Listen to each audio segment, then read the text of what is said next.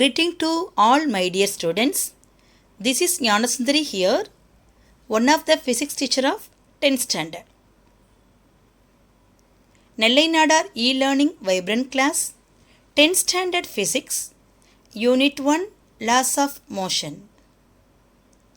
Previous class, we have learnt about introduction of laws of motion. In today's class, we are going to see new subheading Inertia. What is inertia? Inertia, the resistance of an object to change its motion. Inertia is determined by mass. The larger the object is, the more inertia it has. So the harder it is to change its motion. We can see detailing about inertia. While you are traveling in a bus or in a car, when sudden brake is applied, the upper part of your body leans in the forward direction.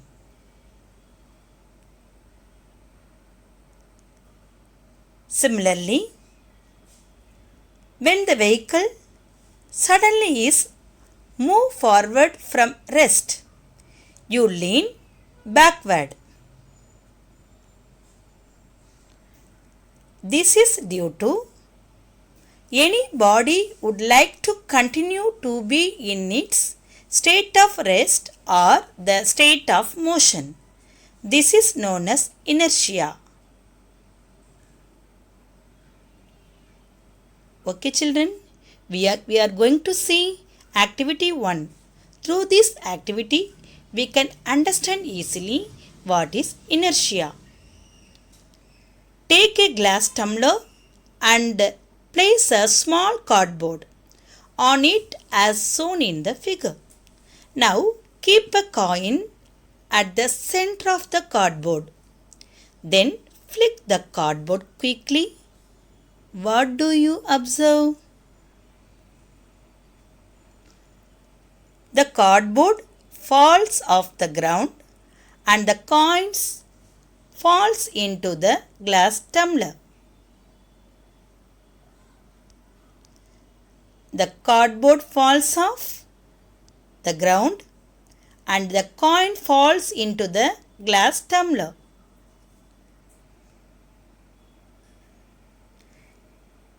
In activity described, the inertia of the coin keeps it in the state of rest when the cardboard moves. Then, when the cardboard has moved, the coin falls into the tumbler due to, very good children, gravity. This happens due to inertia of rest. Definition of inertia. The inherent property of a body to resist any change in its state of rest or the state of uniform motion unless it is influenced upon by an external unbalanced force is known as inertia. Now we are going to see types of inertia. 3 types of inertia: inertia of rest, inertia of motion, and inertia of direction. First of all, we are going to see inertia of rest. The tendency of a body to oppose any change in its state of rest is known as inertia of rest, or the resistance of a body to change its state of rest is called inertia of rest. For example, when a tree is vigorously shaken, some of the leaves fall from the trees. When a tree is vigorously shaken, the branches of the tree come in motion, but the leaves tend to continue in their state of rest due to inertia of rest. As a result of this, leaves get separated from the branches of the tree and hence fall down. Next we are going to see inertia of motion.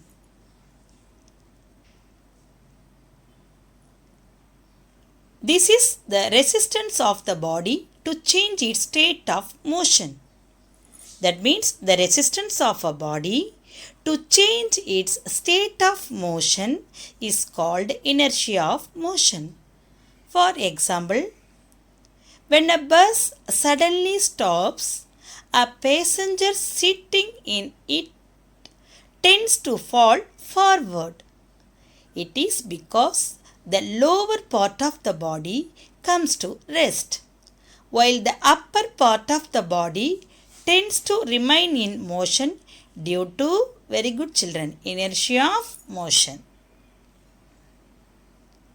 The another example of inertia of motion, an athlete runs some distance before jumping. An athlete runs some distance before jumping because this will help him jump longer and higher. Next we are going to see inertia of direction. The resistance of a body to change its direction of motion is called inertia of direction. For example, when you make a sharp turn while driving a car, you tend to lean sideways.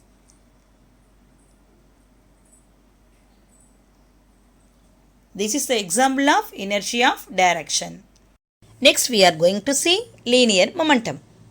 The impact of a force is more if the velocity and the mass of the body is more. To quantity the impact of a force exactly a new physical quantity known as linear momentum. Linear momentum is defined as the product of a system's mass multiplied by its velocity. In simples, the linear momentum is expressed as P is equal to mv. Momentum is directly proportional to the object's mass and also its velocity. Thus, the greater an object's mass or the greater its velocity, the greater its momentum. In simples, linear momentum P is defined to P is equal to mv, where m is the mass of the system and v is its velocity. The SI unit for momentum is kg meter per second. So define linear momentum. The product of mass and velocity of a moving body gives the magnitude of linear momentum. It acts in the direction of the velocity of the object. Linear momentum is a vector quantity. What is vector quantity? It has both magnitude and direction. So what is the formula of linear momentum? Linear momentum is equal to mass into velocity. So P is equal to m into v. It helps to measure the magnitude of a force.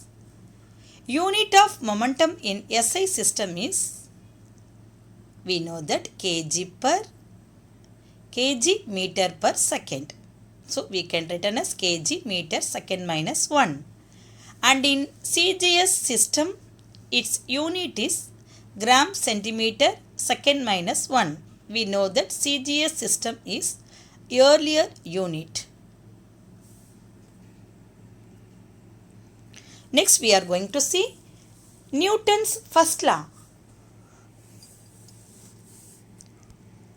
This law states that every body continues to be in its state of rest or the state of uniform motion along a straight line unless it is acted upon by some external force. Some examples are given here. An object is at rest, will remain at rest, unless acted on by an unbalanced force. An object in motion will continue with constant speed and direction, unless acted on by an unbalanced force.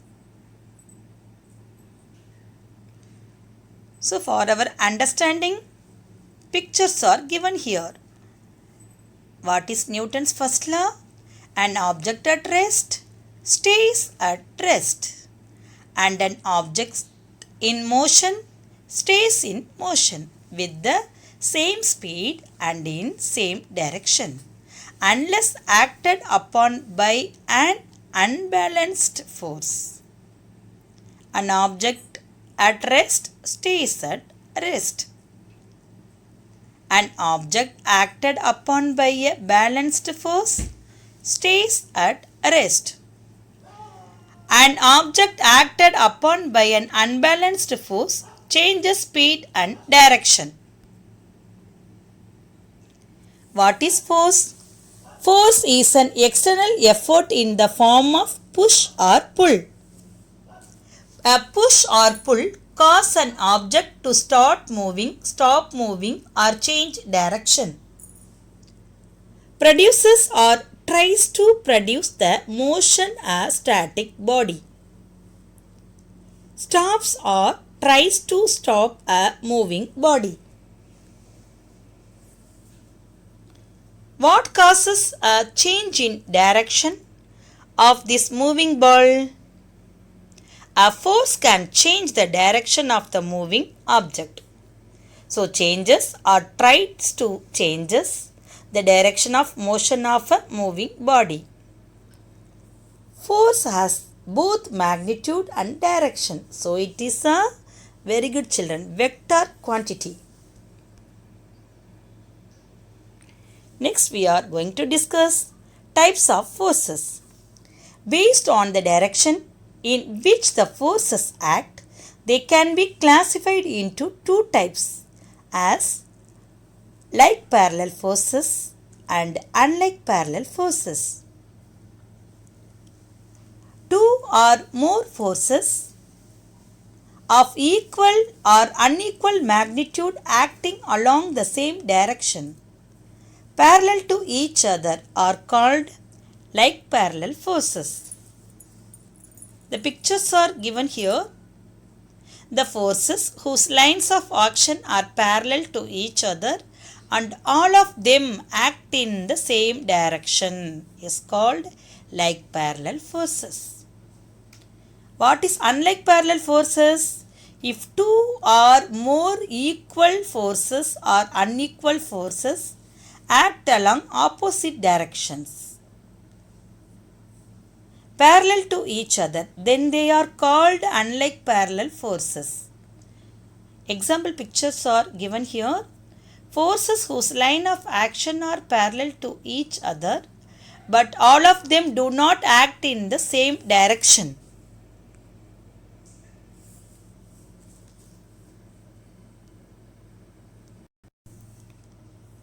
If you have any doubts, send the queries through WhatsApp. Your doubt will be clarified during online live streaming classes. I hope you all enjoyed this session. Thank you, my dear students.